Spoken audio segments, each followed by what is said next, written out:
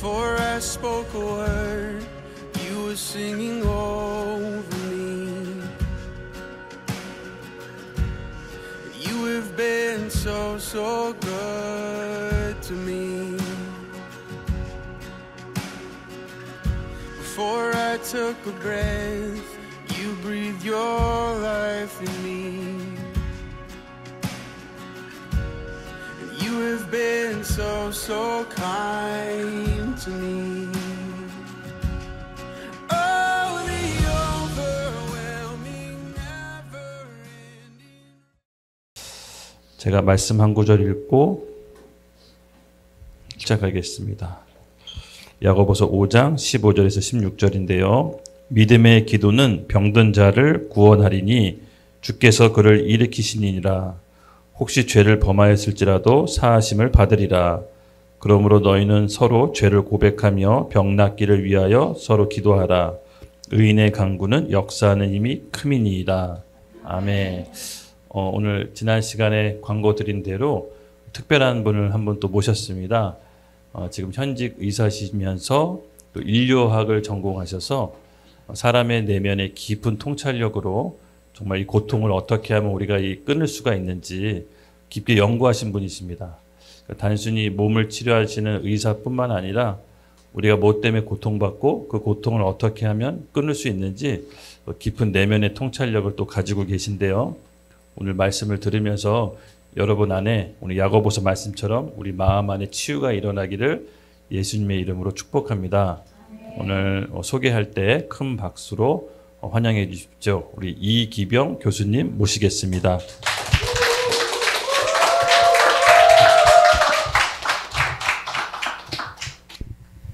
안녕하세요. 네. 이렇게 환대해 주셔서 몸둘 바를 모르겠습니다. 방금 소개받은 이기병입니다. 오늘 정말 전우사님과 인연이 있어서 이렇게 귀한 자리에 초청받게 돼서 함께 말씀 나눌 수 있어서 굉장히 큰 영광으로 생각합니다. 그래서 오늘 제가 준비한 논의들을 조금 진행하고 여러분과 좀 함께 공명하는 시간을 좀 가져보려고 그렇게 준비하면서 왔고요. 세상에 잘한 강의나 좋은 강의는 인터넷에 유튜브에 충분히 많은 것 같아요. 제가 오늘 해야 되는 건 잘한 강의가 아니라 여기 계신 분들하고 충분히 얘기하고 공명하면서 이게 정말 그러한가에 대해서 좀 나누고 제가 바라는 것은 그래서 여기서 저도 뭔가 배워가는 그런 시간이 되기를 바랍니다. 아멘. 제가 오늘 준비한 주제는 고통에 맞서는 돌봄이라는 주제입니다. 제가 주로 연구하는 거는 고통에 대한 이야기와 이제 이걸 어떻게 해결하는가에 관한 이야기인데 오늘 그런 얘기들 좀 나눠볼까 합니다. 제가 고린도전서 말씀을 한번 준비를 해봤는데 제가 PPT에 넣지는 않았어요. 요거를 누가 한번 크게 읽어주시면 좋을 것 같은데 고린도전서 12장 25절로 26절 말씀인데요. 몸 가운데서 분쟁이 없고 오직 여러 지체가 서로 같이 돌보게 하셨느니라.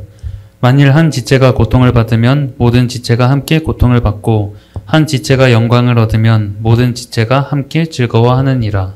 아멘. 네. 고통과 돌봄에 대한 얘기가 따로 떨어져 있는 것 같지만 그렇지 않다는 얘기들을 제가 이제 경험했던 이야기를 가지고 좀 하게 될 것 같습니다. 이게 제 자전적인 이야기이긴 하지만 저만 나오는 이야기는 아닙니다. 그래서 아마 얘기를 듣다 보면 이런 얘기들이 있구나 하는 걸 알게 되실 것 같고 중간중간 궁금하시거나 질문이 있으시면 얘기를 해주셔도 좋을 것 같고요. 제 소개를 드리기 위해서 만들어 놓은 PPT인데 뭐가 너무 많죠. 너무 많은데 저는 원래 중환자 의학을 전공한 의사입니다. 그리고 그 중에서도 감염학을 전공했고요. 중환자 감염이 제 전공이죠. 그래서 주로 저는 균들을 많이 연구합니다. 그래서 보통 어떤 병증이 일어나는지, 면역계가 어떻게 교란이 되는지 이런 일들에 대한 연구를 하고 코비드-19 시절에 감염 중환자실을 시작을 했습니다. 근무를. 그러니까 어차피 내과 의사들은 일종의 이런 팬데믹 시절에는 총알바지 역할을 해야 되거든요. 근데 그럴 바에는 제일 앞에서 해보자. 이런 생각이 들어서 한번 감염내과에 도전을 했다가 그 길로 쭉 가게 됐습니다. 그 와중에 이제 폐혈증이라고 하는 병이 있어요. 여러분 아마 잘 모르실 수 있는데 건강하신 분들은 알 필요가 없는 문제이기도 합니다. 제가 가끔 입이 타서 목을 좀 감기 기운이 있어서 물을 좀 마실 텐데 괜찮을까요?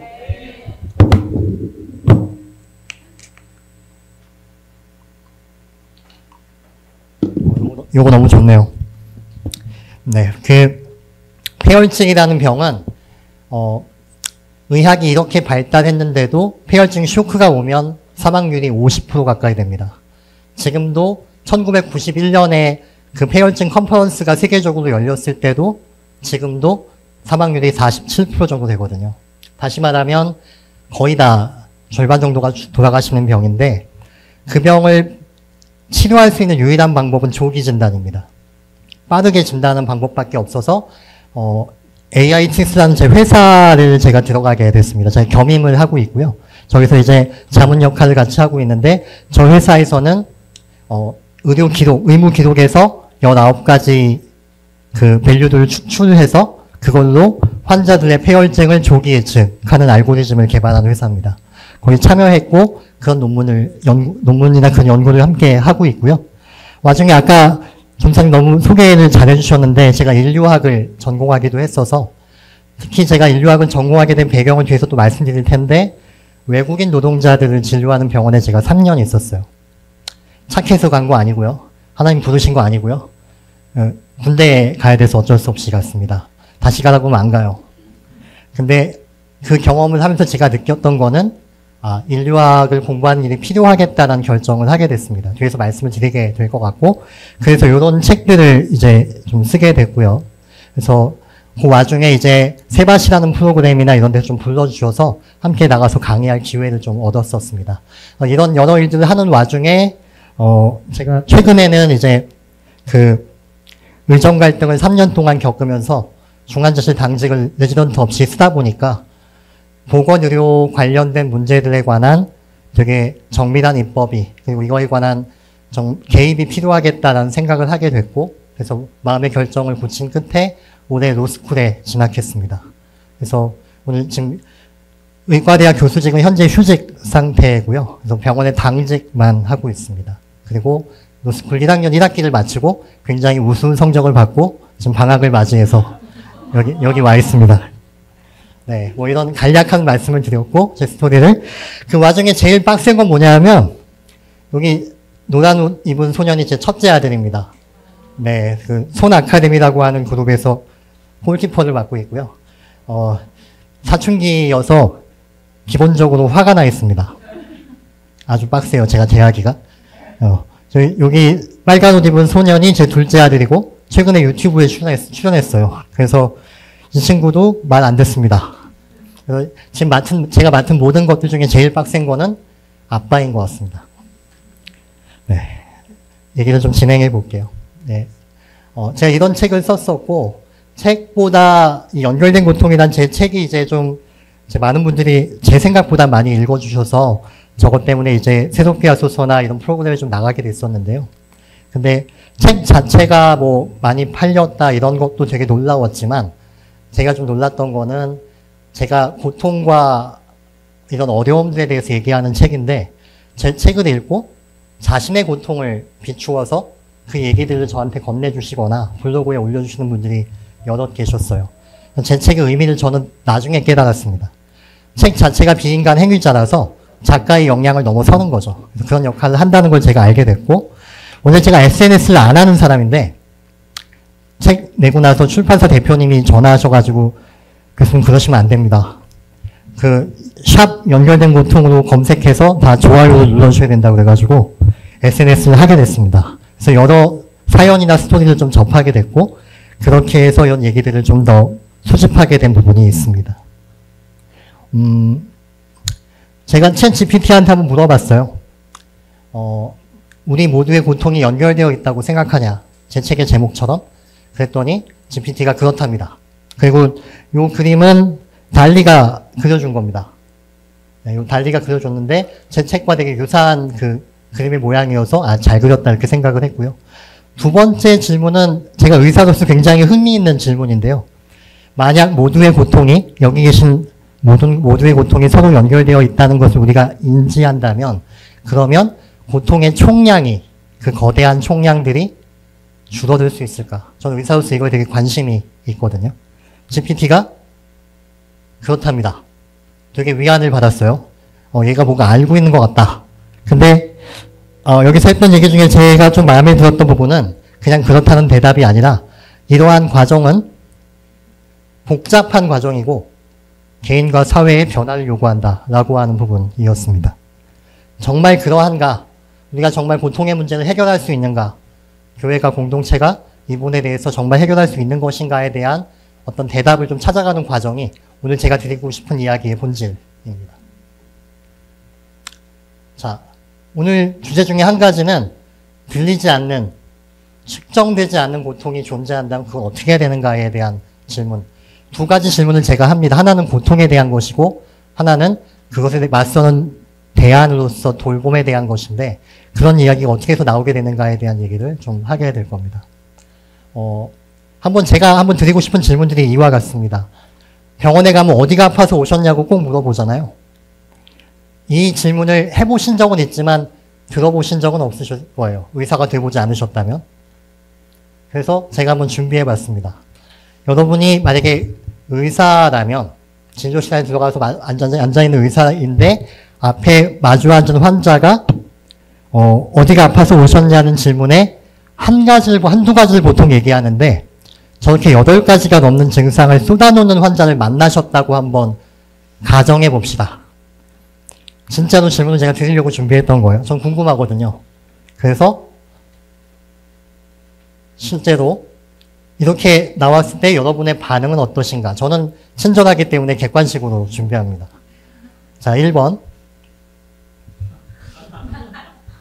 네. 자, 2번. 3번. 4번.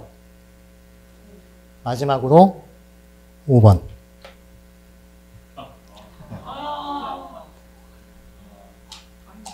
예. 마음의 결정을 하셨을 거라고 생각하고 한번 거수로 여쭤보겠습니다. 자, 1번 한번 손들어 봐 주십시오. 1번. 자신있게. 좋습니다. 네, 좋습니다.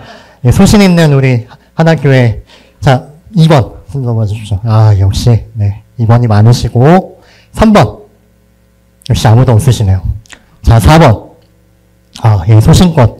좋습니다. 마지막 5번. 네네네. 이렇게 각계각층의 대답이 나오는 거 보니까 역시 여기 풍성한 어떤 그런 공동체성이 유지되고 있는 것 같습니다. 개별성이 있고 자기 주장도 뚜렷하고 이렇게 진실하고 친절한 여러분과 달리 저는 3번이었습니다. 저는 화가 많이 났어요. 아무도 화를 안 내셔서 제가 좀 민망한데 네. 이 안에 맥락이 있었다라고 얘기해야 될 것 같네요. 어떤 환자들이 이런 환자들이었냐 하면 제가 외국인 노동자 병원이라고 하는 곳에서 3년을 일했는데 외국인들 한 10개 정도 되는 나라에서 오셨어요. 아프리카에서도 오시고 동남아에서도 오시고 제일 많은 환자들이 근데 조선족 환자분들이셨습니다. 한 50% 정도 됐어요. 병원의 위치가 가리봉동이었거든요. 거기 되게 주변에서 많이 오셨는데 그분들이 주로 이러시는 거예요. 7군데가 아프세요. 한 번에 오실 때마다. 제가 그때 환자를 적게 보면 하루에 한 40명, 많이 보면 100명. 공중보건의사가 100명씩 보는 일은 별로 없거든요. 잘못 생각했죠. 근데 거기서 이제 100명을 봐야 되는데 예를 들면 의학적 진단이라고 하는 거는 증상을 듣고 그 한두 가지 증상에서 특정 장기의 문제로 좁혀 들어가서 요거 같다라고 진단하고 치료하고 끝내야 되는 거예요. 근데 8가지 증상이 나오면 8가지 장기가 소환이 되는 거죠. 진단이 안 나와요. 개념이 안 잡히는 거예요. 근데 제가 3분 진료해야 되는데 뒤에 195명이 기다리고 있는데 앞에서 이 환자가 8군데 아프다 그러면 이제 약간 마음이 안 좋아지기 시작해요. 근데 그런 분들이 계속 쌓이잖아요. 한 10명쯤 그런 분들을 보고 나면 화가 나요. 이해가 좀 되시나요? 네, 감사합니다. 이해해 주셔서. 네. 근데 이게 다가 아니라는 것을 제가 알게 되는 사안들이 이제 생기죠. 컬처 레볼루션이라는 얘기를 여러분 아마 여기서 왜 나오는지 이상하게 생각하실 수 있어요. 제가 지금 서울대학교 인문의학 교실에 있는 박영수 교수라는 친구가 제 인류학자로서는 제 선배가 되고 의사로서는 후배가 됩니다. 그 친구가 제가 이 병원에 근무할 때 저희 병원에 필드 리서치를 나온 거예요. 연구를. 저희 병원을 연구하고 갔어요. 저한테 이제 이런저런 얘기 짜장면 먹다가 요새 빡세다. 조선족 환자분들 때문에 좀 빡센 것 같다 그랬더니 저한테 가방에서 이렇게 뭔가 꺼내서 논문 같은 걸 하나 이렇게 주는 거예요. 제가 한 가지 여쭤볼게요. 논문 받으면 읽으시나요? 그렇죠. 이게 정상적인 반응이죠. 제가 그걸 읽었어요. 왜냐면 좀 절박했던 것 같아요. 정말 그 문제를 해결하고 싶었던 것 같아요, 저는. 근데 그 내용이 아서 클라인만이라고 하는 인류학자이자 정신과 의사가 문화혁명 당시에 중국을 탐사한 그런 논문이었어요. 컬처 레볼루션은 여러분 아시다시피 제가 잠깐 환기해드리면 마오쩌둥이라는 독재자 정치인이 자기 주변의 홍위병들을 동원해서 혁명을 획책하고 지식인들을 일부 탄압하고 이런 일들을 일으켰던 역사적 사건이죠. 근데 그 안에서 어떤 일이 있었냐 하면 예를 들면 도시에 멀쩡하게 교사로 근무하던 사람을 상산하향운동이라는 게 있었어요. 예를 들면 그 뭐냐 하면 멀쩡하게 도시에 근무하던 교사를 갑자기 인민의 명령이다. 내일부터 저 태백 산간에 가서 밭을 가로 라고 하면 그 다음날 가야 되는 거예요. 안 가면 혁명에 어울리지 않는 인물이라고 낙인 찍혀서 안 되는 거죠. 사회생활이. 근데 이런 사람들이 여기에 근데 이 당시 1966년부터 76년 사이에 조선족 분들이 저기 있었을까요? 없었을까요? 있었죠. 네, 당연히 있었죠. 이분들이 소수민족이다 좀 더 차별받았다는 기록도 있습니다. 그래서 어쨌든 그래서 이 당시 여기 있었는데 이분들 안에 어떤 문화가 있었냐 하면 갑자기 자기 삶의 터전을 떠나서 알지 못하는 곳으로 가서 처음 보는 사람들과 처음 본 일을 한다면 기분이 어떨 것 같아요? 두렵거나 불안하거나 하고 싶지 않겠죠. 근데 그거를 강인하게 해내는 사람들도 일부 있을지 모르지만 대부분의 사람들이거나 일부 취약한 사람들은 마음이 두렵거나 어려워서 못하겠다고 얘기할 거 아니에요. 근데 이거를 마음의 문제로 두렵거나 불안해서 못한다고 말하는 순간 강력한 낙인이 부여되는 사회였다는 거죠. 너는 인민에 어울리는 분자가 아니다. 혁명에 어울리는 인물이 아니다라고 낙인 찍혀서 사회생활이 불가능해지는 그런 사회였기 때문에 이 사람들이 마음이 어려워서 불안하고 우울해서 나 거기 못 가라고 말하는 대신에 나 몸이 아파서 못 가라고 말하기 시작합니다. 허리가 아프고 가슴이 아프고 배가 아프고 머리가 아파서 나 도저히 거기 못 갈 것 같아라고 몸의 통증과 표현으로 말하기 시작하는 거예요. 이거를 옛날 말로는 뉴라세니아, 신경쇠약이라고 했고 요새 말로는 신체화, 소마티제이션이라고 합니다. 실제로는 마음의 문제인데 몸의 문제로 표현되는, 증상으로 표현되는 그런 문제를 얘기하는 거예요. 근데 아서 클라인만이라는 학자가 조사한 거는 이 신체화라고 하는 진단명이 컬처 레볼루션, 문화혁명 당시에 압도적으로 증가하는 거예요. 그 사회에서. 다시 말하면 문화적 상황이 질병의 양태에 영향을 미친다는 거가 되는 거죠. 이 당시에 조선족 분들이 근데 여기 이 사회에 있었다고 했잖아요. 여기까지 생각을 해보면 뭔가 비슷하다라는 생각을 해보게 되는 거예요. 조선족 분들이 외국인 노동자로 한국에 들어온 게 2007년입니다. 방문 취업제가 그때 열렸어요. 근데 그러면 그분들이 처음 본 곳에 와서 처음 보는 사람들과 처음 보는 노동을 해야 되는 거잖아요. 그러면 막 어쩌면 40년 전에 20대 때 컬처 레볼루션을 경험했던 그 세대가 60대가 돼서 이 땅에 와서 외국인 노동자로 이 땅에 왔다면 저 때의 트라우마가 되살아나거나 재현되지 않을까라는 생각이 제가 이른 거예요. 그럴듯하잖아요. 그럼 어쩌면 나한테 8군데가 넘게 호소하던 증상 중에 몇 개는 마음의 문제가 몸의 문제로 표현될 수도 있겠구나라고 생각하게 되는 거죠. 왜냐하면 여기 와서 그들이 한국의 필요에 의해서 초청됐지만 우리가 그분들을 뭐 동포로 대하거나 이러지 않았잖아요. 그분들이 그런 대접을 냉대받았던 것들이나 이런 것들과 이런 상황을 생각해 보면 그럴 수 있겠다고 생각을 했는데 또 이건 일종의 가설이니까 저는 의사고 과학자고 검증을 해야 되니까 제가 정신과 친구한테 연락을 해서 좀 몇몇의 환자분들한테는 진짜 안전하게 좀 투약을 한번 시도해 봤어요. 저는 신체와 장애가 있을 때 어떤 약을 쓰면 좋은지를 물어보고 어떤 분들한테는 SSRI라고 하는 약을 조심스럽게 투약을 해봤더니 정말 어떤 분들에게는 8개가 넘는 증상이 한 2가지로 줄어드는 것을 보는 거죠. 그러면 이거 누가 잘못한 걸까요? 8군데가 넘게 아프다고 호소한 그 상황에서 그분들이 잘못한 건가요? 아니면 그 상황의 역사적 맥락이나 상황을 하나도 모르고 어쨌든 제 진료실의 프레임에 끼워 맞추려고 하는 제가 잘못한 건가요? 대답하셔도 돼요.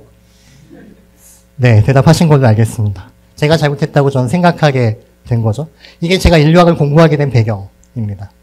모르면 공부할 수 있겠구나 라고 생각을 하게 된 거죠. 고통의 문제에 대한 이야기를 좀 하기 위해서 제가 20년 동안 사용했던 청진기입니다. 별로 꼬질꼬질하고 그렇지만 여기 원래 뭐가 위에 나와야 되는데 정말 좀 이게 파일이 약간 깨지나 봅니다. 그래서 아마 우리가 고통을 들을 수 있는가라는 그런 질문이 위에 있었어요. 그래서 이걸 한 가지 예를 더 한번 들어볼게요. 보이지 않는 고통이 아마 이 중에도 있을 겁니다. 우리가 다 보지 못하는 고통의 문제가 말이에요. 그런 얘기들의 예화를 제가 경험한 범주 내에서 조금 더 해보려고 해요. 32살 남자 환자분이 저한테 오셨어요. 케이스를 말씀드리는 겁니다. 코트디부아르 출신입니다. 숨 차다고 오셨는데 문제는 숨이 차 보이지가 않는 거예요.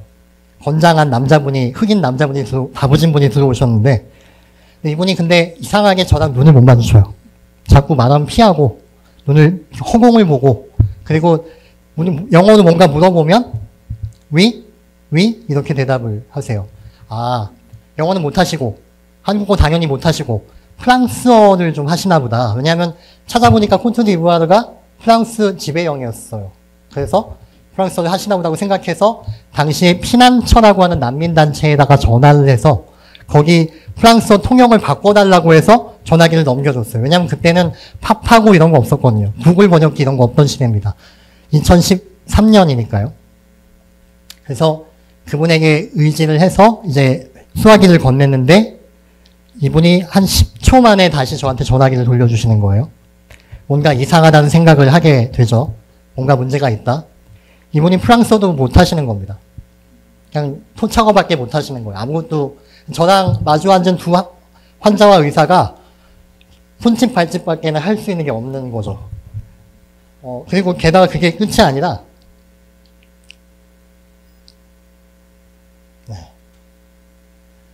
과거력을 적어왔는데 fever라고 열났다고 한 줄 딱 적어 오셨어요. 자, 한번 여쭤볼게요. 열 한 번도 안 나고 크신 분. 나는 열이 한 번도 안 났다 태어나서. 이상하잖아요. 딱 봐도 이상한 느낌이 들죠. 의사들도 그렇게 생각해요. 아, 이상한 환자다. 뭔가 그래서 저는 이런 생각을 했어요. 이분이 코트디부아르에서 난민 계류 상태로 한국에 계신 상태였어요. 난민 판정 고등판무원이라고 하는 유엔 산하의 단체에서 9가지 기준을 만족해야 난민으로 비로소 판정이 됩니다. 대한민국은 이 판정이 굉장히 인색한 나라예요. 어쨌든 그런 상태에서 저한테 오셨길래 아마 진짜 아프진 않은데 나한테 인도주의적인 거짓말을 좀 써달라는 건가? 왜냐면 정치적인 망명보다 진단서 한 장이 더 위력적일 수가 있거든요. 그런 의미인가 보다라고 제가 생각을 했던 거죠. 아, 이따 왔으니까 그래도 검사하자 해서 검사를 해봤더니 검사를 안 했으면 큰일 날 뻔했죠. 심장 판막이 너덜너덜했어요. 승모판이 완전히 거의 수술하지 않으면 못 견딜 정도의 끝판까지 가 있는 상태였던 거죠. 심장 크기가 엑스레이를 찍어보면 전체 그 흉곽 크기의 반을 넘어가는 상황이었고 심장은 거의 끝판까지 와 있는 상황이었던 거죠. 여러분 그러면 32세 남자의 심장이 이렇게 되는 이유가 뭘까요? 보통 심장 판막이 저렇게 나빠진 이유는 2가지예요. 하나는 나이가 드시고 고혈압, 당뇨가 오래돼서 퇴행성으로 나빠지는 판막에 이럴 수 있어요. 한 80대쯤 되시면. 근데 이분은 32이에요.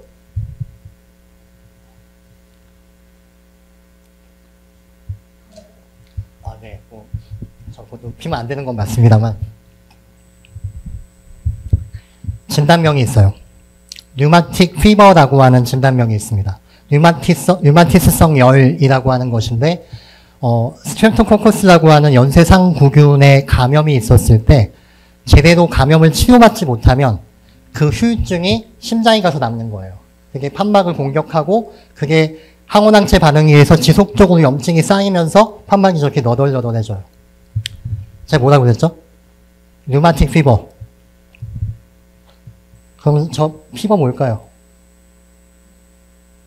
이번 영어 못한다고 했잖아요.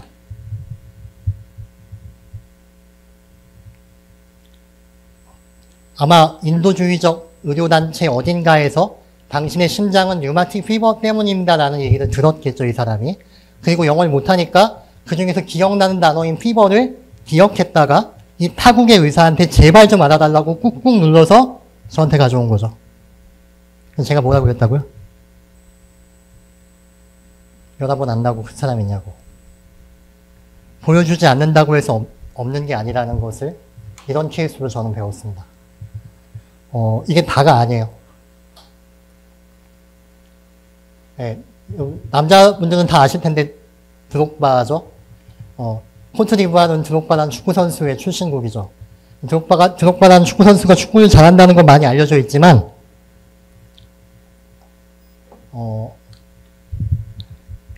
드록바가 내가 경기에서 이기면 일주일만 전쟁을 멈춰주세요라고 자기 국에 호소했다는 얘기는 알려져 있지 않죠.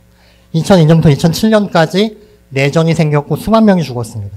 거기 이 사람이 탈출한 거예요. 그때. 보트 피플로 떠돌다가 한국으로 들어온 거죠.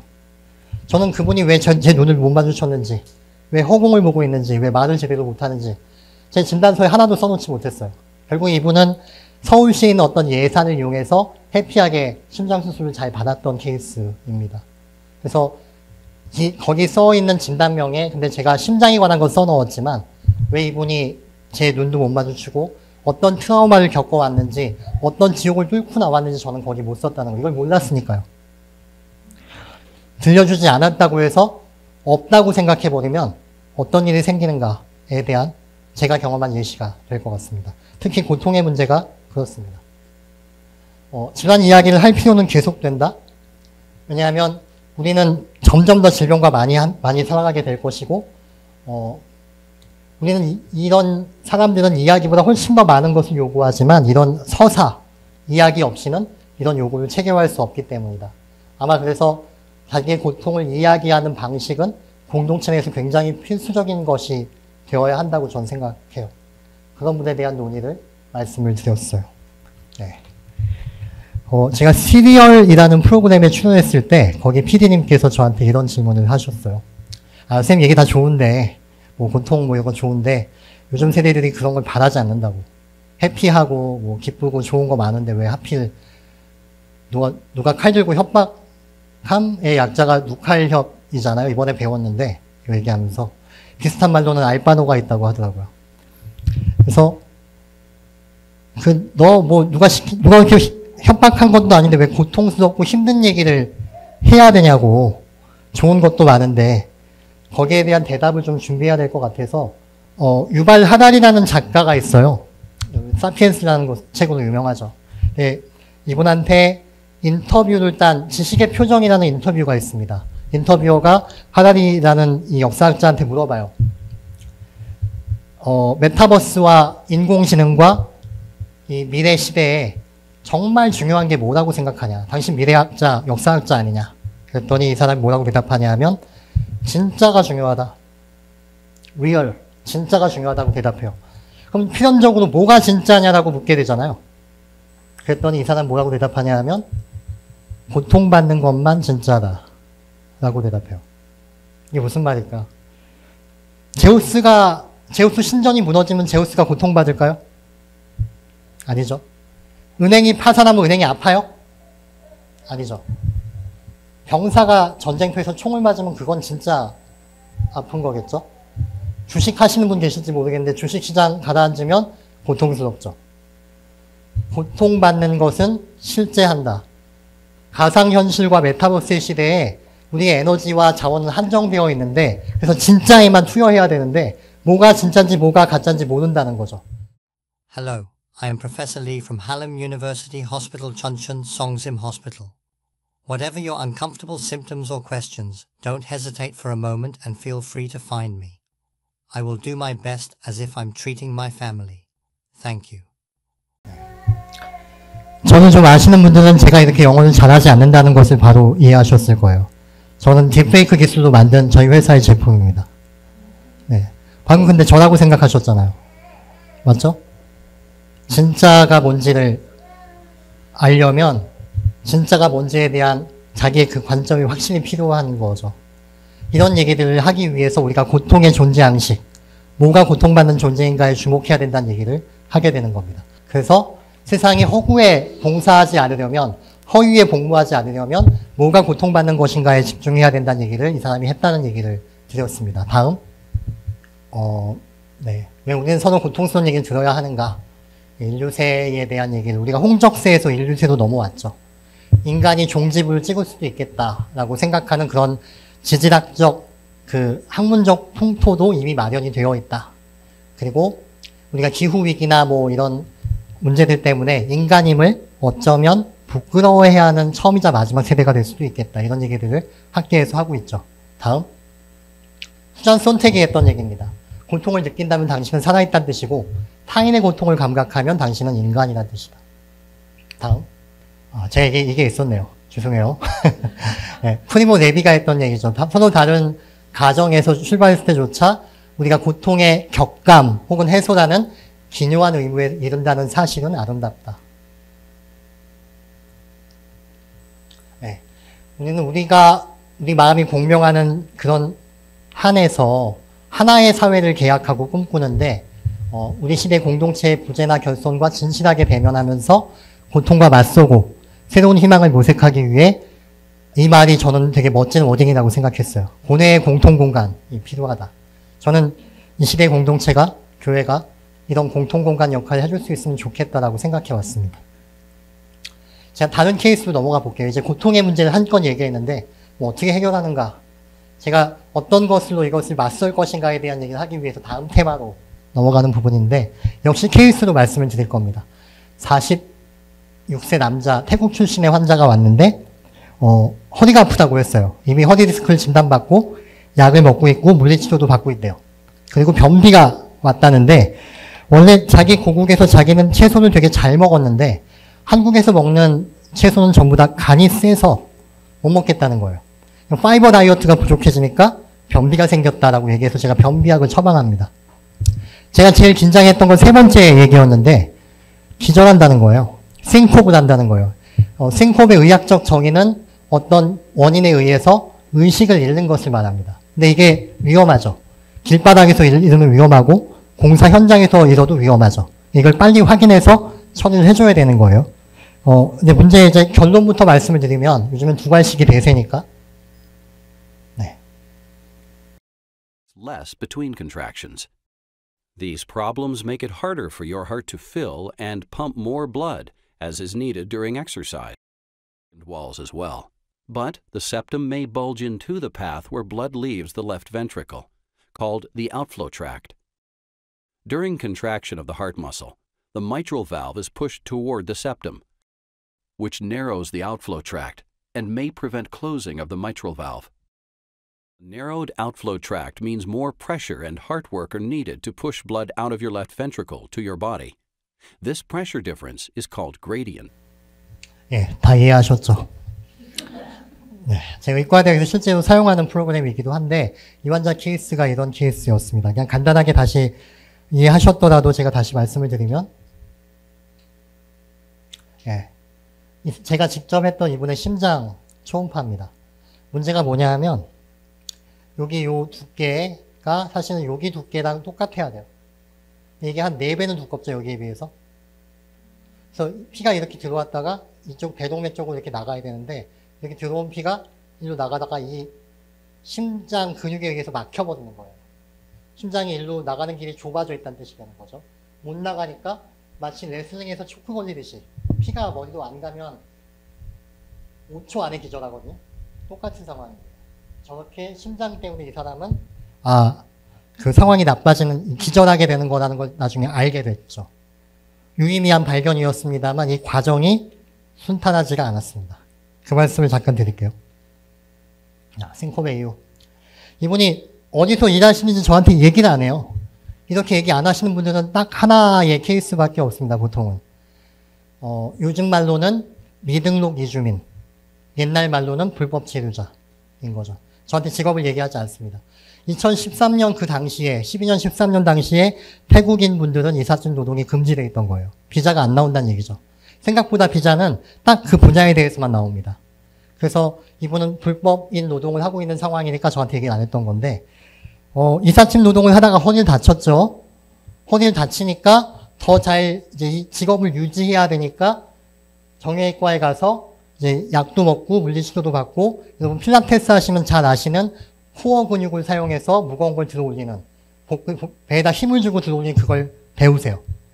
되게 중요한 걸 배우셨는데 일반적으로는 유의미한데 심장에 이런 문제가 있는 분들은 절대 하면 안 되는 게 이겁니다. 발살바라고 해서 복압이 확 올라가게 되면 가뜩이나 심장으로 들어가는 피가 모자란데 이 복압 때문에 더 못 가요. 심장으로. 더 잘 생기는 거죠. 기절하는 일이. 그리고 변비도 대표적으로 복압을 올리는 병이죠. 그래서 화장실에서도 기절하죠. 근데 한국에 안 왔으면 안 생겼겠죠. 여기 와서 파이버 다이어트가 부족해서 변비가 생겼으니까. 이삿짐 노동을 안 했으면 안 생겼을 수도 있죠. 그리고 이분이 화장실 좀 자주 가란 핀잔을 들어요. 그래서 물을 안 드세요. 그럼 이게 저 노동을 하면서 저 모든 위험 요소들을 하나하나 더 자기 기절해서 죽을 수도 있는 일들을 자기 이주 노동의 맥락 안에서 하나하나 자기 삶에 수집하게 되는 거죠. 이런 상황에서 이제 실신발병이 증가하게 됐던 겁니다.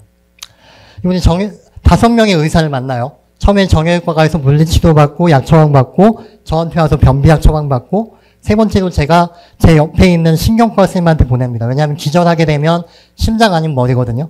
머리 쪽 문제를 해결해야 되기 때문에 가서 검사받고 오라고 보냈어요. 가서 검사받고 문제가 아니라는 걸 알고 머리 문제는 아니다라고 해서 저한테 다시 와서 제가 심장 초음파를 저걸 하려고 기다리는 와중에 그날이 금요일이었어요. 오늘처럼. 근데 손 없는 날이었던 거죠.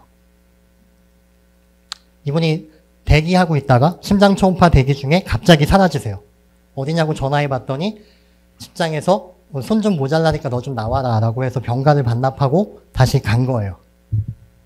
거기서 무거운 걸 들다가 이분이 또 한 번 싱크업을 합니다. 기절을 해요. 그리고 모서리에 세게 후두부를 부딪히는 바람에 뇌출혈이 생겨요.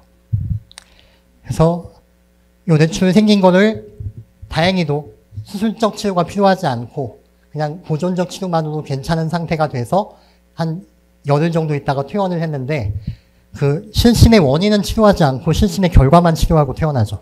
저한테 다시 와요. 제가 그래서 마지막으로 제가 심장 초음파를 합니다.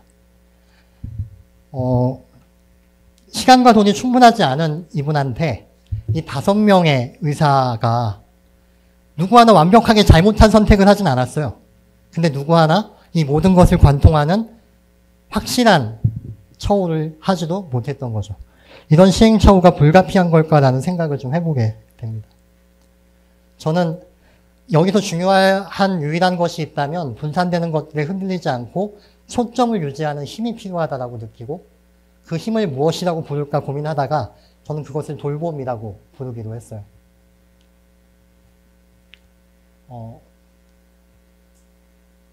엄마가 아이를 돌볼 때 아이가 당장 필요로 하는 것만 채우는 게 아니라 앞으로 뭐가 필요할지, 그리고 어떤 건 지금 당장 하면 안 되는 것까지 알죠. 돌봄이라고 하는 건 굉장히 총체적인 시선이라 여기에는 에너지가 들어갑니다. 그냥 되는 게 아니란 얘기죠. 그래서 이런 돌봄의 의료가 가능하면 되지 않을까 하는 생각을 해보는데, 여러분 다 아시는 의정 갈등 상황에서 정부는 정말 제가 보기에는, 저는 의사 수를 늘릴 수 있다고, 일부 늘려야 된다고 생각하는 사람이었지만 지금과 같은 방식에는 절대로 반대합니다. 2,000명을 찍어 누르는 건 무슨 주술적 사고도 아니고 아무 인프라도 준비되어 있지 않은, 저는 의학교육학 전공했잖아요. 박사를. 할 수가 없었어요. 의학 교육학 박사과정을. 캠퍼스에 아무도 없어요. 의대생이. 이렇게 하면 안 된다는 거예요. 돌봄과 연관된 시선이 없는 정책은 이런 일들을 불러일으킵니다. 그래서 돌봄 의료를 하기 위해서는 어떻게 해야 하냐라고 고민하는 와중에 지금과 같은 상황에서 자, 여러분 한번 생각해 볼게요. 자, 돌봄 의료를 행하는 의사가 되세요 하면 할까요? 너나 해라고 하겠죠. 뭐가 필요한 걸까요? 자, 한번 여쭤보겠습니다. 케어와 큐어가 있습니다. 하나는 치료고 하나는 돌봄이에요. 뭐가 더 클까요? 여러분 생각에서는. 직관적인 거니까 그냥 여쭤볼게요. 나는 케어가 더 크다. 네, 좋습니다. 나는 큐어가 더 크다. 네. 아유, 자기 의견 확실히 말씀해 주신 거 너무 좋아요. 다만 제 생각을 말씀드리면 저는 케어가 훨씬 크다고 생각해요. 케어라고 하는 것이 제대로 위치를 잡아야 그 안에 돌봄 의료를 배치할 수가 있게 된다는 거죠. 한번 생각해 보면 이런 거죠. 돌봄 의료를 행합시다 하면 너나 해라고 하겠지만 만약에 이 사회가 돌봄이라는 가치가 너무너무 중요해. 세상에서 제일 중요해. 지금 돈만큼 중요해. 그럼 어떻게 될까요? 세상이 재배치돼서 그게 이 사회를 정초한 원리고 돌봄이 너무너무 중요한 사회라면 어떨까요? 그러면 돌봄 의료 상상할 만하죠. 돌봄이 훨씬 크기 때문에 그게 먼저 자리를 잡아야 그 위에 의료가 그 위에 다른 것들이 올라가게 된다는 얘기죠. 우리가 돌봄하면 보통 베이비시팅이나 간병 정도만 생각하게 되는데 그것 이상의 상상력이 필요하다고 보이고요. 저는 그런 원칙들을 공동체가 가져갈 수 있어야 된다고 믿는 편입니다. 자, 한번 얘기를 조금만 더 진행을 해볼게요. 돌봄의 사회적 논의는 왜 중요할까요? 왜 공동체가 돌봄 얘기를 해야 될까요? 라는 질문인데요. 대답을 질문으로 또 받습니다. 돌봄은 누가 받아야 되는 걸까요? 외국인 노동자가 받는 걸까요? 누가 받는 걸까요? 네, 맞습니다. 우리가 모두가 받아야 되는 거라고 저는 생각하고 우리 시대의 돌봄의 정의로는 어떠냐. 왜냐하면 우리가 돌봄이 정의롭지 않다는 말을 제가 합니다. 왜 그런지에 대한 얘기를 좀 하려고 해요. 제가 작년 2023년에 그 포스트 MDB라고 하는 그 강의 프로그램에 강사로 간 적이 있어요. 그때 이런 논의들을 함께 했었습니다. 교회가 신뢰를 잃어버린 이유, 정의롭지 않다고 교회가 여겨지는 이유가 무엇이냐. 왜 교회의 신뢰도가 떨어지는가에 대한 이야기를 했던 거죠. 네, 교회가 정말 희망인가? 그런 논의를 우리가 했었습니다. 돌봄 논의로 한 번 더 들어가 볼게요. 이게 정말 우리가 희망적인 것을 얘기할 수 있는 이야기가 되는가에 대한 얘기입니다. 정의론에 대한 얘기를 좀 했었는데 이 책을 여러분 아마 읽으셨던 분도 계실 거고 아마 읽진 않으셨어도 집에 다 하나씩 꽂혀 계실 거라고 생각합니다. 제가 맞죠? 네. 가장 많이 샀으나 끝까지 읽히지 않은 그런 책으로 알려져 있죠. 네. 그럼 한번 이 중에서 읽으신 분도 계실 거라고 제가 생각을 해서 하나만 여쭤볼게요. 이 책의 챕터 6가 존 롤즈입니다. 정의론에 관한 이야기를 했었죠. 그래서 이분이 정의의 원칙이라는 걸 이야기해요. 혹시 이거 알고 계시고 사회학과 전공하셨거나 뭐 이쪽 사회복지학과 전공하셨거나 이런 분 계실까요? 네. 혹시 정의론 복지에서 꼭 중요하게 다루는 것인데 기억이 나실 수도 있겠다 싶어서 아, 네네네. 예, 겸손하셔서 또 저한테 기회를 넘겨주셔서 제가 얘기하라고 하시는 것 같으니까 제가 말씀을 드리면 평등한 자유의 원칙 혹은 자유와 평등의 원칙이라고 해서 모든 시민은 자유롭고 평등하다. 괜찮죠? 그리고 두 번째가 차등의 원칙. 혹시 기억나세요? 아직 안 배우신 걸 수도 있죠. 차등의 원칙은 뭐냐 하면 불평등이 존재할 수밖에 없다면 만약에 그 불평등은 최소 수혜자에게, 제일 못 받은 자에게 제일 많이 가는 쪽으로 설계하면 된다. 이런 얘기죠. 괜찮지 않아요? 모든 시민은 자유롭고 평등하고, 그리고 만약에 불평등이 존재할 수밖에 없다면 제일 적게 가진 자에게 제일 많이 주는 쪽으로 설계하자. 그래서 그 유명한 무지의 장막이 여기서 나옵니다. 내가 흙수저로 태어날지 금수저로 태어날지 알지 못하는 상태에서 사회를 설계하면 좀 괜찮은 사회가 나올 거다. 왜냐면 내가 뭐가 될지 모르니까. 그런 얘기가 여기서 나오는 거죠. 제가 볼 때 존 롤즈는 몇 세기 전의 사람이지만 천재예요. 이런 얘기를 구조화시키는 건 쉬운 일이 아니거든요. 뭐 어떻습니까, 여러분? 괜찮나요? 동의하신 거죠? 한 번만 더 여쭤볼게요, 그러면. 자유롭고 평등합니까? 아까 슬쩍 동의하신 거 아니었어요? 왜 그럴까요? 왜 아까와 지금의 자유와 평등의 논의가 달라질까요? 이기병 교수의 진료실이 한 타임밖에 안 남아 있어요. 근데 엄마와 아이가 동시에 아프면 엄마는 아이를 들여보내고 자기는 진료를 포기합니다. 이게 무슨 말일까요? 돌보는 자는 자유롭지 않고 자유롭거나 평등하지 않아요. 돌봄 받는 자를 우선해야 되기 때문에 그래요. 맞습니까? 돌봄에 관한 맥락이 저 안에 없으면 어떻게 되는지에 대한 얘기를 하는 중이에요. 좀 더 근본적으로 가볼게요. 마이클 샌든의 정의란 무엇인가의 6장이 존 롤즈라고 했잖아요. 혹시 5장이 뭔지 아시는 분 계세요? 너무한가요? 네, 제가 대답할게요. 5장은 임마누엘 칸트입니다. 근데 마이클 샌든은 절대로 이 로직을 그냥 배치하지 않아요. 굉장히 논리적으로 배치한 겁니다. 이유가 있다는 거죠. 존 롤즈의 정의론에서 자유와 평등, 평등한 자유의 원칙이라고 하는 저 자유는 그래서 자기가 분명히 밝혀요. 칸티안 노션이다. 칸트의 개념의 자유에서 온 거다. 라고 밝힙니다. 그래서 칸트 다음에 롤즈가 위치하는 거예요. 그럼 임마누엘 칸트의 자유는 뭐냐? 라고 묻게 되는데, 혹시 철학과 계세요? 다행이네요. 제가 맘대로 떠들어도 괜찮을 것 같으니까. 아무도, 혹시 제가 틀렸으면 수정해 주시고, 제3이율배반에서 칸트가 했던 자유의 정의는 자연법칙으로부터의 해방입니다.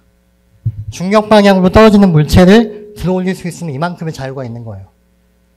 그래서 칸트의 자유는 자율입니다. 내가 마음먹은 대로 할 수 있어야 자유로운 거예요. 그럼 여기서 한 번 더 여쭤볼게요.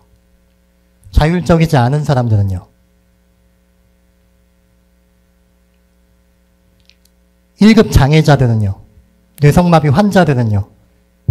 돌봄이 필요한 그 많은 사람들은요? 여기 안 들어가는 거예요. 대등하고 자유로운 시민의 그 오리지널 포지션에 돌봄 필요한 사람들이 없어요. 그리고 그들 돌보는 사람들도 없어요. 돌봄을 의도적인지 모르겠지만 이론적으로 배제하고 그 배제를 이론적으로 승인했죠. 그래서 이 정의론은 반쪽짜리다라고 저희가 얘기하는 거예요. 돌봄의 부재가 어떤 정의론, 부정의를 만드는가에 대한 얘기, 이 논의를 이제 누군가는 시작을 해줘야 된다는 거예요. 실천적인 얘기부터 이론적인 논의까지 이 부분에 대한 집합이 필요하다. 제가 읽은 책들 중에 꽤 괜찮은 책들을 모아봤습니다.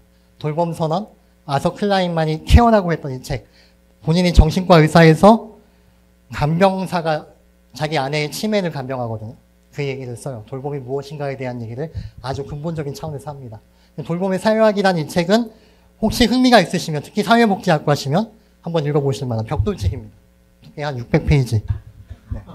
한번 읽어보시기를 권고드립니다. 네, 되게 좋은 책이에요. 그동안에 했던 돌봄 논의를 굉장히 잘 집대성한 우에노 지지코의 책인데, 그래서 이런 얘기들이 필요하다. 케어는 원래 쉬운 게 아닌 어원입니다. 원래 빡센 거예요. 준비가 필요하고 공동체적으로 준비해야 할 수 있는 것이다에 가깝습니다. 그리고 더 케어 컬렉티브라는 책에서 보편적 돌봄과 난잡한 돌봄을 얘기해요. 이 난잡한 돌봄의 저 난잡한이라는 단어는 성적으로 문란한이라는 단어에서 왔어요. 왜 그런 표현을 썼는지 제가 생각해 보건데, 실험되지 않은 돌봄이 너무 많다는 거예요. 예를 들면 우리가 생각하는 돌봄은 너무 전형적이거나 이 사회 안에서 몇 개밖에 없는데, 굉장히 많은 수의 돌봄이 실험적으로 행해지고, 친구에 대한 돌봄, 여기 계신 이 공동체의 누군가에 대한 돌봄, 찬양팀에 대한 돌봄, 이런 것들이 교차하고 엮이면서 굉장히 많은 돌봄의 선들을 만들어낼 수 있겠다는 얘기를, 그런 상상력을 주문한다는 얘기가 되는 거죠.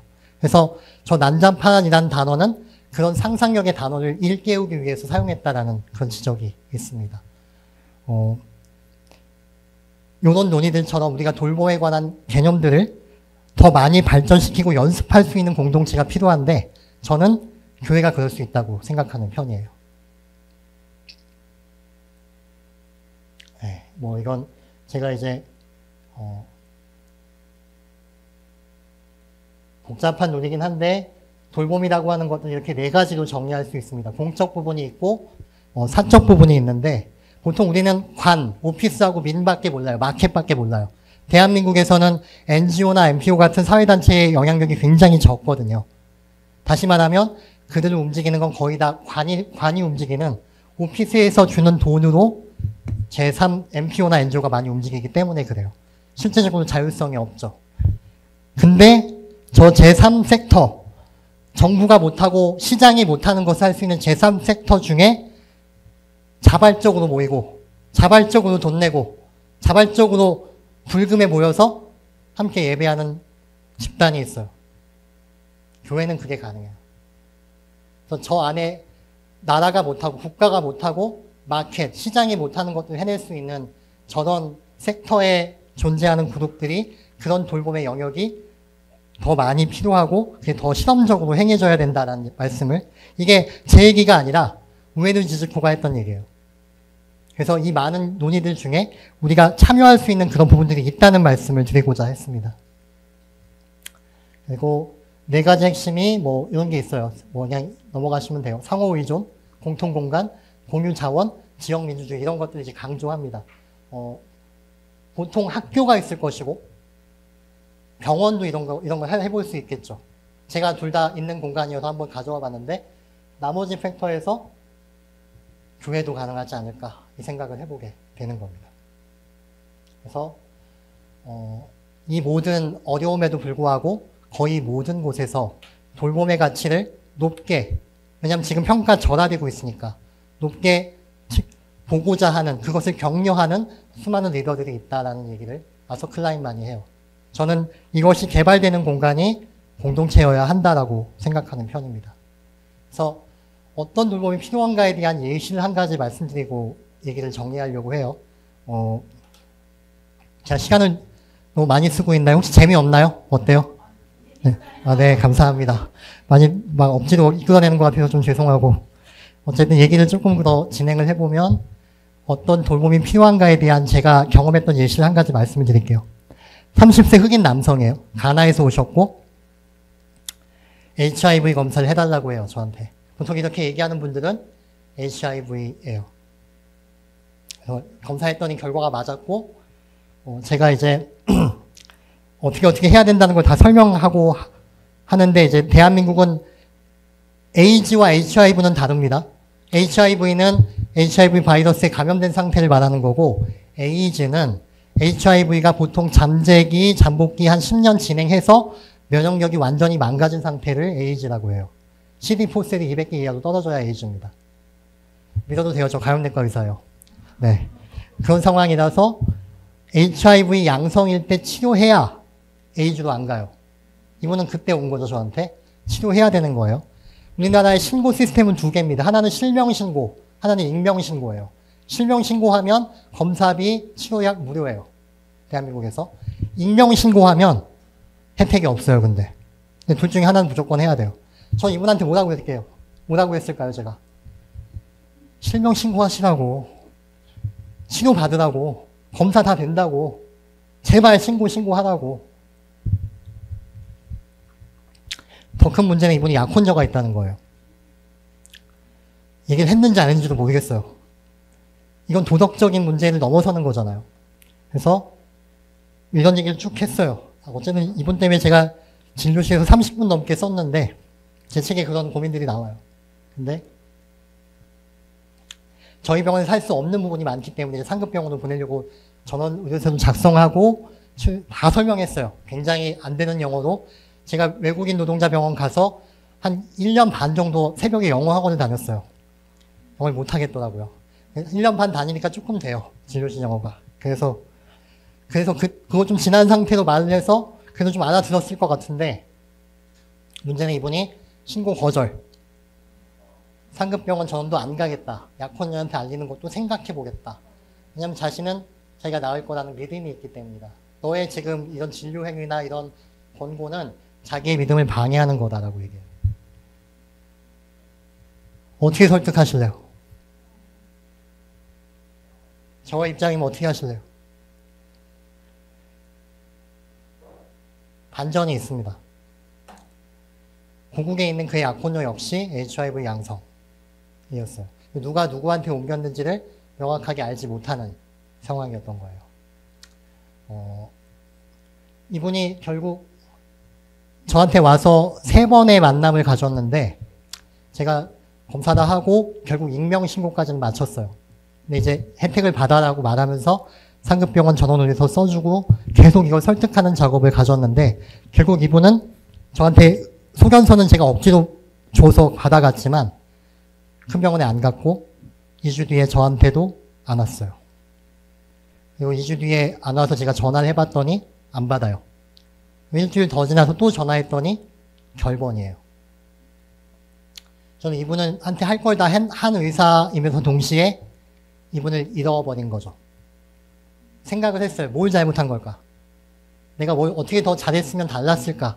이 상황을 다르게 만들 수 있었을까? 지금부터 하는 얘기는 제가 이것을 복귀한 겁니다. 실제로는 어떤 일이 벌어진지 저는 몰라요. 연락이 안 됐기 때문에. 근데 왜 그랬을까에 대한 것들을 공부하고 고민하면서 한번 맞춰본 사건이에요. 2018년도 한국일보에 실렸던 내용이에요. HIV 바이러스의 전파가 주춤했다가 저 아프리카 대륙에서 서부 사하라 남쪽 아프리카 쪽으로 계속 늘어나고 있다는 얘기였어요.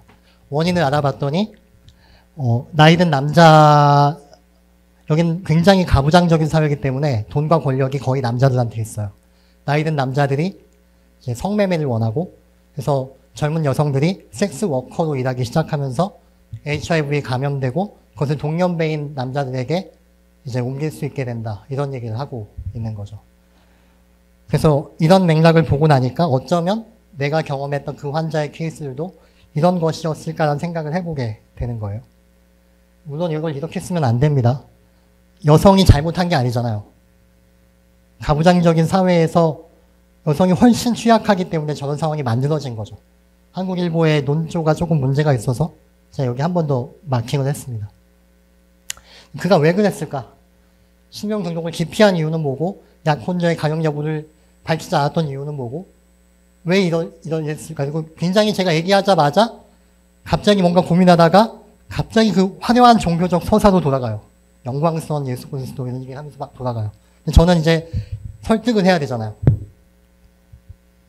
왜 그랬을까 하는 생각을 해봤는데, 고프먼이라고 하는 학자가 있어요. 여기서 얘기했던 낙인에 대한 이론 중에 가장 강력한 이론은 이분이 만든 겁니다.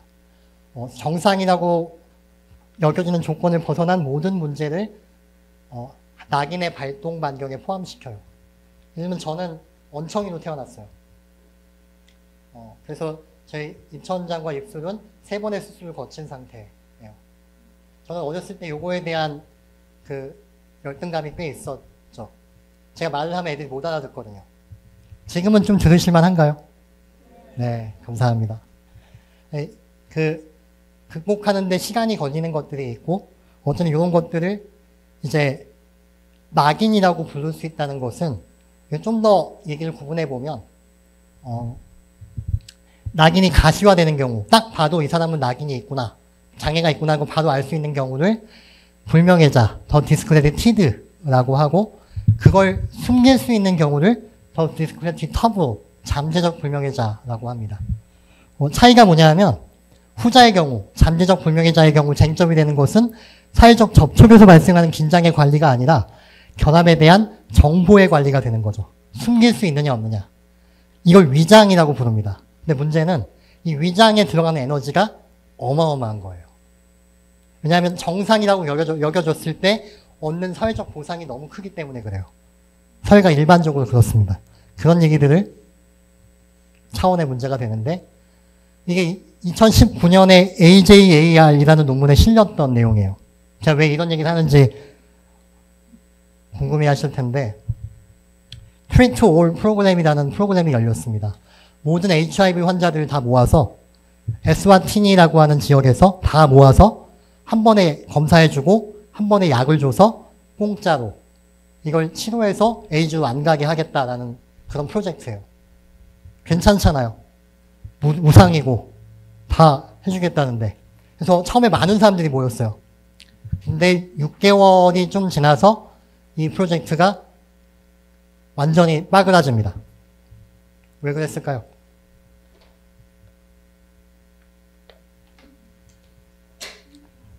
네. 말씀하셔도 돼요. 제가 할까요? 네, 알겠습니다. 아프리카 사회에서는 한 달에 한 번씩 어떤 장소에 다 모여서 뭔가 하고 다시 흩어지는 게 일반적인 일이 아닌 거예요. 쉽게 말하면, 에이즈가 되면, 에이즈로 진행하게 되면 반점 생기고 열나고 썩어 들어가고 칼포스 살코마라고 하는 육종 생기고 몸에 다 문제가 생겨서 누가 봐도 이 사람 에이즈라는 걸 알게 돼요. 근데 약을 먹으면 에이즈로 안 갈 수 있다고 했잖아요. 정상이 나고 감별이 안 돼요.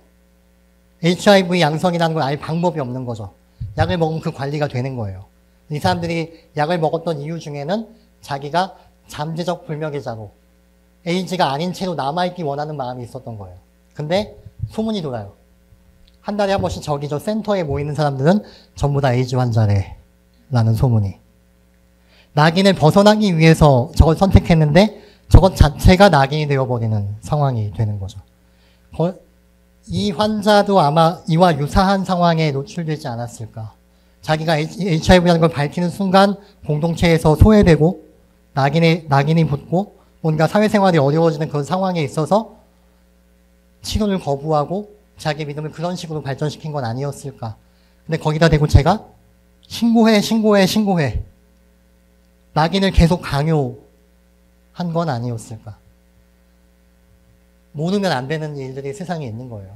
그래서 더 치료자라고 해서 이 생리학적 패러다임으로 모든 걸 해결할 수 있다는 어떤 자신감 안에서 이 사회적인 맥락들을 잃어버리면 안 되는 부분이 있다는 거고, 그게 어쩌면 더 결정적인 걸 수도 있겠다는 생각을 해보게 되는 거고, 네. 2002년에 20년도 전에 란싯이라고 하는 거에 실렸던 내용이에요.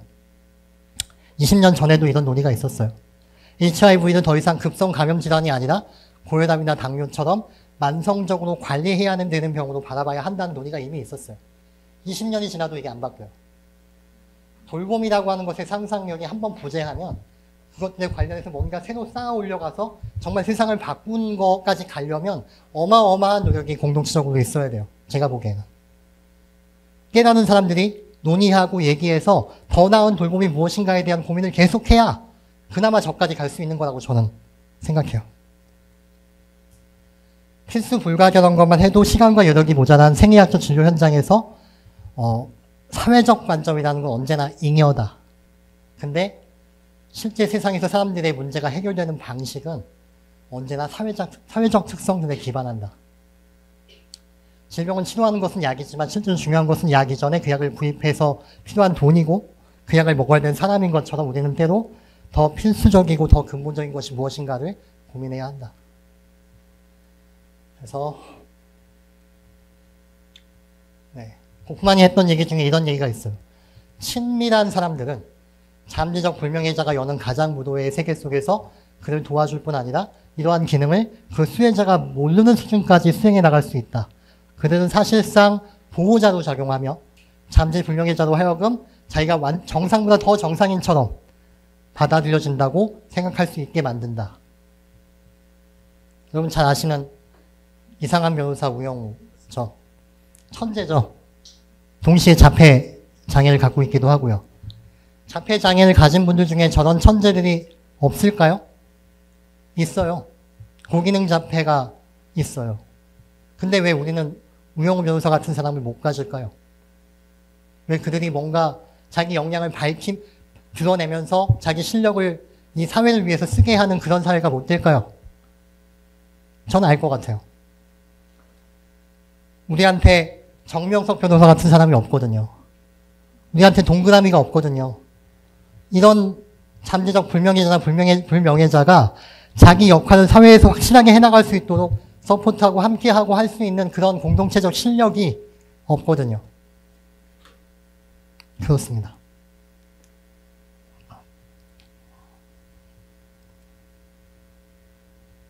네, 이제 결론입니다. 제가 흥분해서 얘기를 좀 침을 튀기면서 했더라도 양해해 주시기 바라고요. 네. 이것은 제가 소소한 일들을 복귀한 것에 불과하지만 한 사람이 오는 건 한 세상이 오는 것이라고 했으니까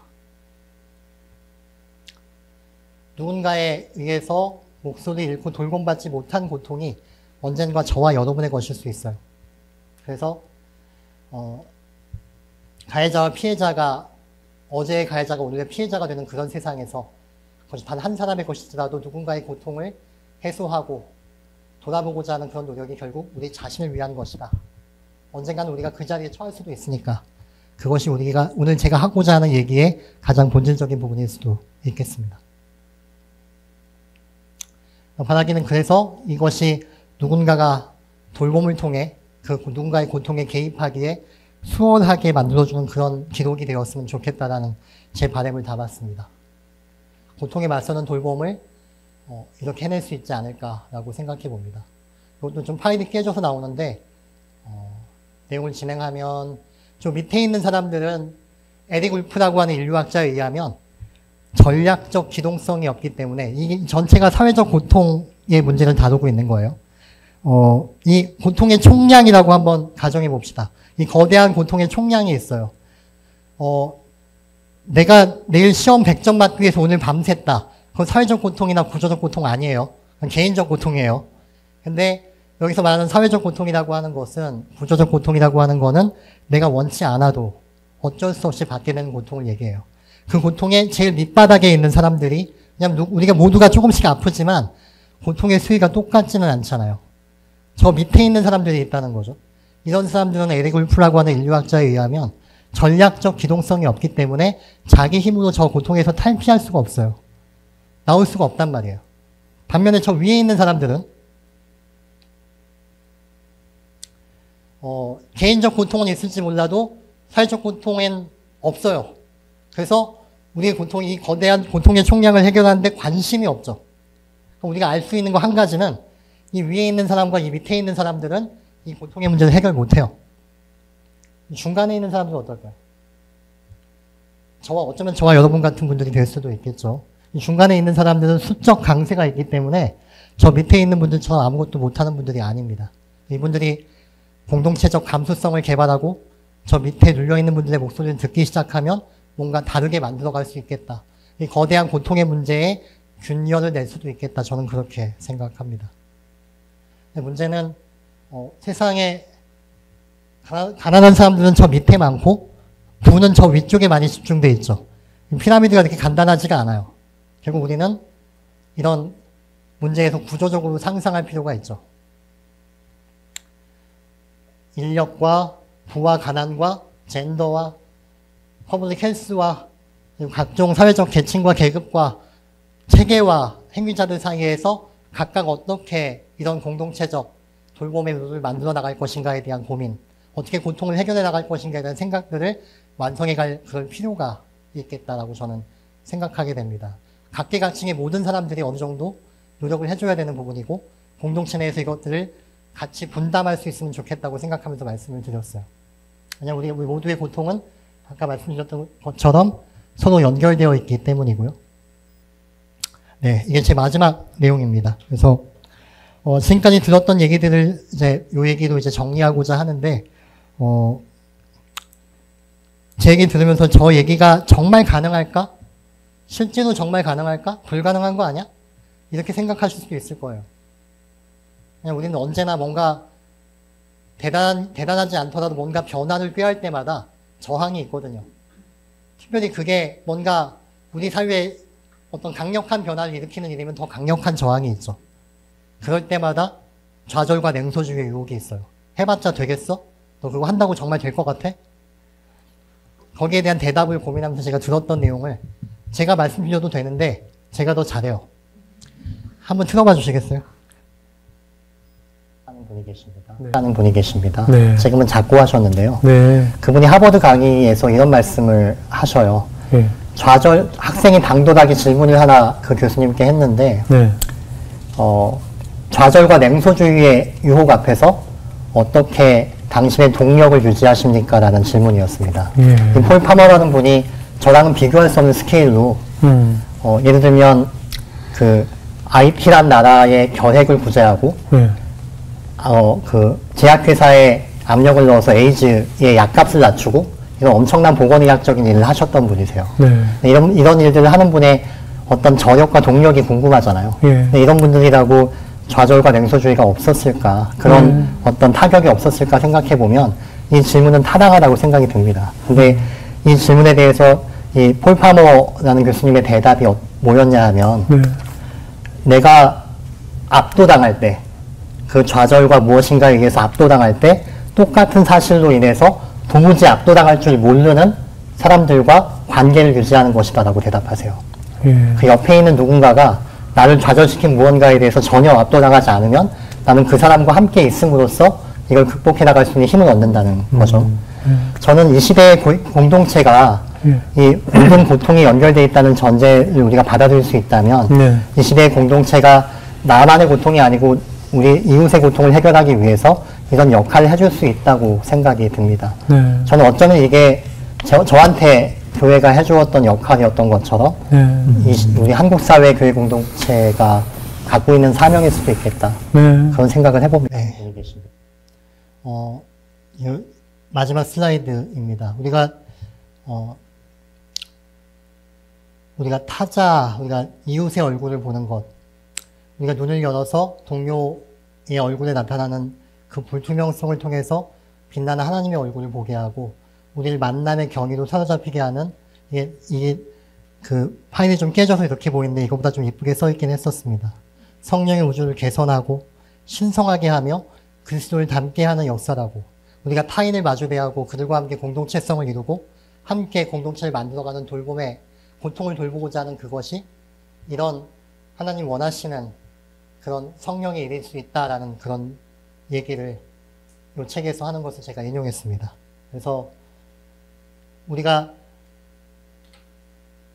민족적, 종교적, 정치적, 문화적 뭐 이런 거창한 표현 쓰지 않더라도 우리가 타자, 남이라고 부르는 사람들에 대한, 특별히 우리 이웃에 대한 무조건적인 환대가 타자의 번성을 위한 단호한 헌신 속에서 실천되는 모든 곳에서, 그리고 모든 인간 타자와 비인간 타자를 위한 생명과 사회 정치이고 경제적인 통합에 대해 방해받지 않는 접근이라는 기반이 세워지고 유지되는 모든 곳에서, 이것이 우리 공동체 안에서 또 그것을 통해서 행하시는 성령의 일, 창조주께서 자신의 창조 세계 안에서 행하시는 구속적이고 영적인 세계 개선을 위한 운동이라는 인식에 이른다. 여기서 이 책에서 여기서 다 소개하지 못한 부분은 우리가 낯설게 바라보는 그 타인의 얼굴에서 경의를 발견하는 것. 그게 하나님의 역사라는 거예요. 저와 저분이 나와 다르구나. 저 장애를 갖고 있거나 낙인을 갖고 있는 저이가 나와 다른 이지만 내가 저이한테서 그 다름을 통해서 뭔가 경이로움에 사로잡힐 수 있다면, 이렇게 다른 사람들이 나와 함께 할 수 있구나라고 하는 어떤 그 공동체적 경의에 들어갈 수 있다면 그건 아마도 하나님이 하시는 일이지 않을까, 저는 그렇게 생각합니다.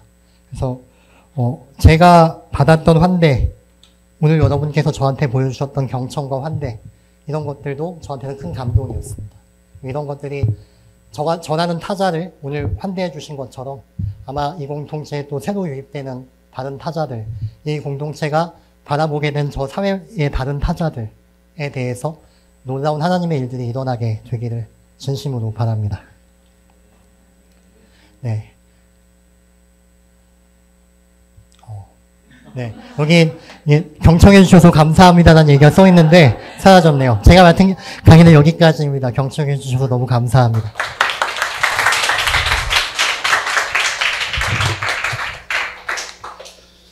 네, 여러분 잘 들으셨죠?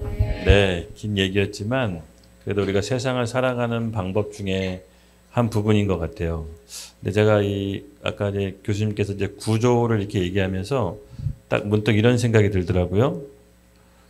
그러니까 하나님께서 인간의 고통을 알고 그것을 개선해 주기 위해서 했던 가장 먼저 처했던 게 바로 하나님이 인간이 되셨잖아요. 그렇죠?